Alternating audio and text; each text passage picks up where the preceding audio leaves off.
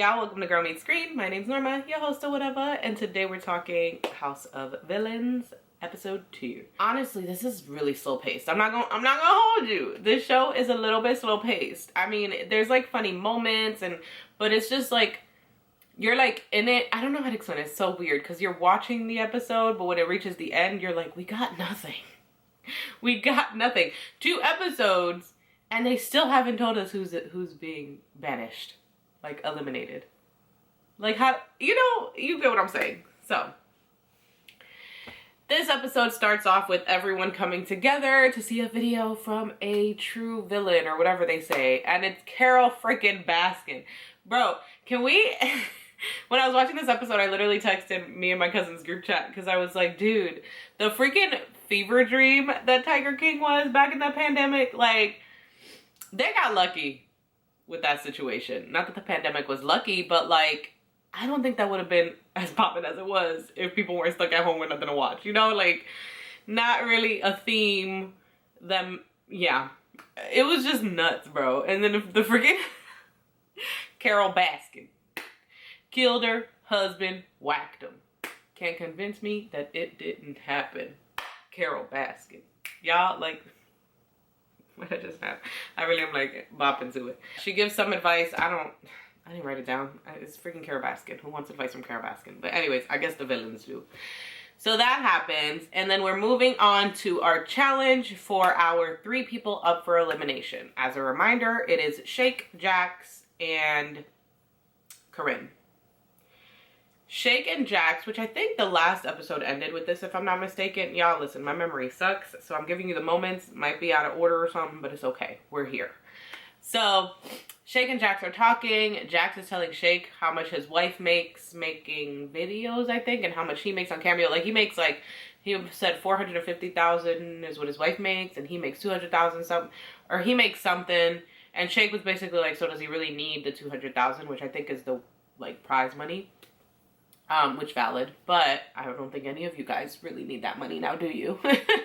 Anyways, so then Shake goes upstairs to talk shit about Jax to Bobby, and Jax comes up and hears him, and is just like, man, I was just trying to put you on to some, like, social media knowledge, like, which, yeah, like, Shake basically talks like he kind of wants that. Obviously, he came on the show, so he wants that.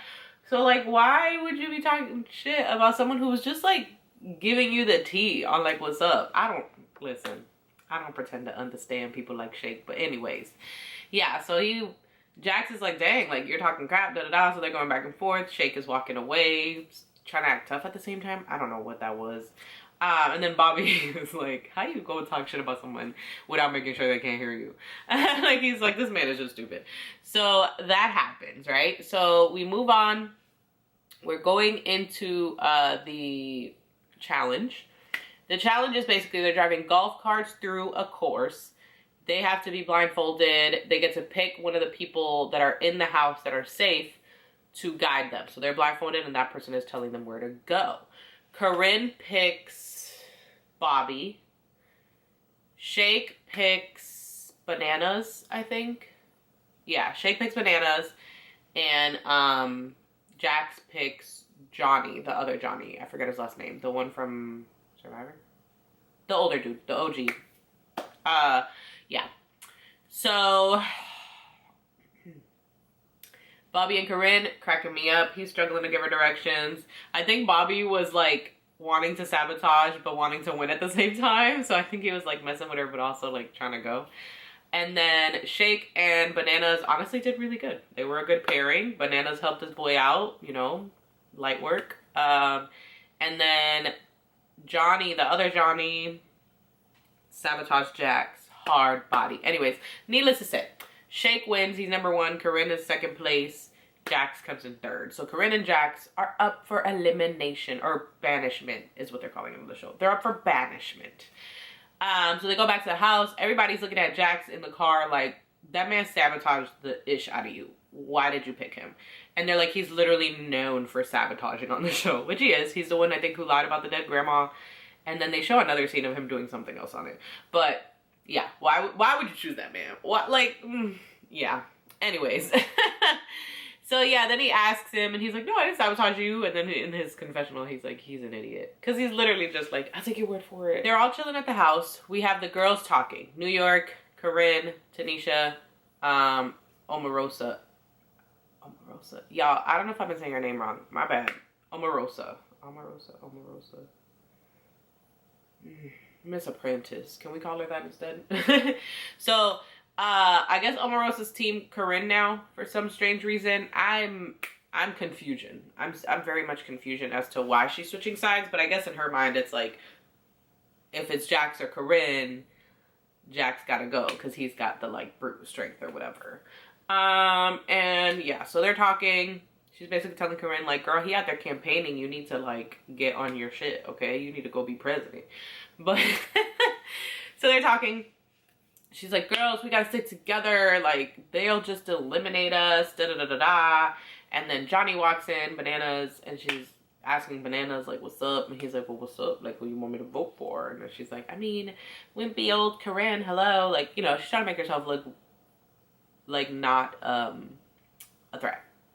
And he's basically like, look, I got you. Just get me. And she's like, okay, yeah, of course. Great. Wonderful. So that happens. And he lets them know, hey, come eat. We're going to get in the jacuzzi after. Whoop-de-whoop-de-doop-de-doo. And so, yeah, I think it's just the guys in the jacuzzi. The girls are, like, on the little chairs nearby. And Jax is in there. Shake comes out. Jax starts talking shit to Shake. Shake is like, you're like the bullies from high school. And it's like, what are you talking about? And so, according to Shake, kind of seems like that's what he was going for, but maybe it wasn't. Maybe he just, like, needed to say something because he probably felt embarrassed or something. But he basically makes it seem like he came out to the pool to aggravate Jax so everybody could see him for who he is. And then, he, like, gets out of the pool and he's like, plan worked or whatever in his confessional. Jax is going off in the pool. I'll kill this MFer. He don't da-da-da-da-da. Like, doing a lot. I don't think, like, yeah. He was just like pissed. Like you could tell he got anger issues. So that happens. Then we also have Bobby who's in there getting shwasted. He gets shwasted. He's like, I'm gonna go start some shit up. He's basically like, I be the drama on my show, so I'm gonna go be the drama on this show. He walks into Corinne and New York's room who are like in bed trying to go to sleep. And he's like, I don't trust you bitches. I don't know if y'all are on my side. Like he's just acting like a drunk hot ass mess.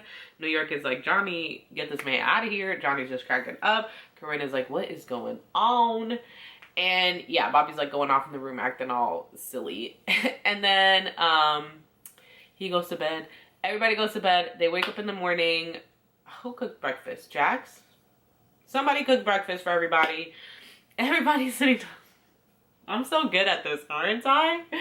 Everybody's sitting down. Bobby's like, listen, y'all. New York, Corinne, I'm sorry. I was drunk. I didn't mean none of that. I was in my feelings. Boop-de-doo-doo. Corinne's like, you're fine. It was nothing. And New York's like, it wasn't nothing.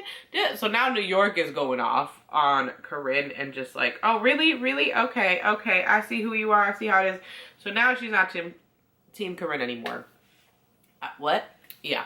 So yeah, she's going off. Corinne is like, you know what? F this. Like she tries to talk to her and New York's like, no. Like I don't want nothing to do with you no more. Da da da da. She's like, you know what? Whatever. If anyone has a problem with me, let me know now. Like I don't even care at this point. This shit is stupid. Like she's going off. And so that happens. Everyone's just kind of like, no problem. What the hell is happening? And that's that on that. Then we go to the banishment. It's time for the banishment. So everybody's dressed up. They're down in that basement room, I think. There's 2 freaking chairs to be strapped into, like you're about to be put to death in the electric chair. I don't know what was going on with that. But they're there. They let Johnny say some words. They let Corinne say some words. Johnny's basically like, I know you guys think I'm athletic and I'm a physical threat, but I mean, I haven't won a challenge, so obviously I'm not. And you're like, okay.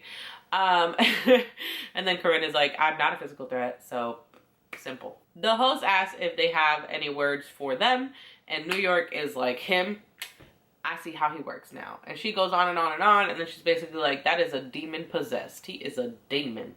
And, you know, Jackson, the confessional, is like, I've never in my history of TV been called a demon. Like, what? Oh my God, that's so crazy.